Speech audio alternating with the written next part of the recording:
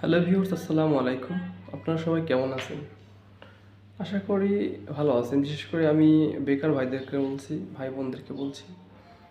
উম ভালো আছেন মুখের কথা, কিন্তু আসলে তেমন ভালো নাই। কারণ বর্তমান যে চাকরির অবস্থা, সেখানে সরকারি হোক বেসরকারি হোক চাকরি পাওয়াটা একটা সোনার হরিণের মতন হয়ে দাঁড়িয়েছে। তবে চাকরি পাওয়ার জন্য সর্বপ্রথম যেটা দরকার সেটা হচ্ছে গিয়ে আবেদন করা, অ্যাপ্লাই করা।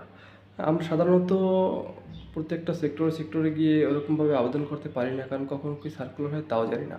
আমরা বিডি জবের মাধ্যমে অ্যাপ্লাই করে থাকি, কিন্তু আমরা বিডি জবের মাধ্যমে অ্যাপ্লাই করেও কিন্তু আমাদের সিভিটা সিলেক্টেড হয় না বেশিরভাগ ক্ষেত্রে।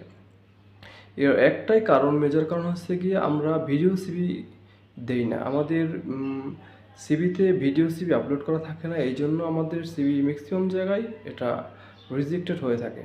তাহলে আমরা ভিডিও সিভি অবশ্যই কীভাবে দিব এবং কেন দেবো সেটা বললাম, কীভাবে দিব সেটা বলে দিচ্ছি।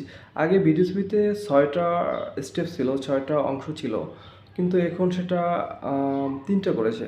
আমাদের জন্য একটু সংক্ষেপ করে দিয়েছে। 3টা হচ্ছে কী কী আমি একটু দেখে বলছি আপনাদের।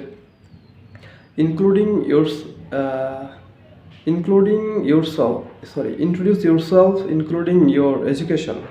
প্রথমটা হচ্ছে কি আপনার পরিচয় এবং আপনার শিক্ষাগত যোগ্যতা, এটাকে বলবেন।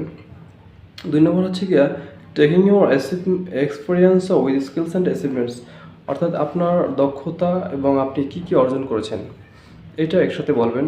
3 নম্বর হচ্ছে গিয়া your long time career objective, where you want to be after 5 years, অর্থাৎ আপনার দীর্ঘ 5 বছর পরে আপনি কোন পজিশন আপনাকে দেখতে চান। হ্যাঁ, আপনার কেরিয়ার গোল কি। এই 3টা বিষয় আপনাকে ভিডিও সিভিতে ইনক্লুড করতে হবে। তবেই আপনি দেখা যাচ্ছে যে আপনার যে আবেদন করার পরে আপনি প্রায় 90% আপনার অ্যাপ্লিকেশন গ্রহণযোগ্য হবে। আপনি সিভিতে ডাক পাবেন। হ্যাঁ, অ্যাপ্লিকেশনে ডাক পাবেন।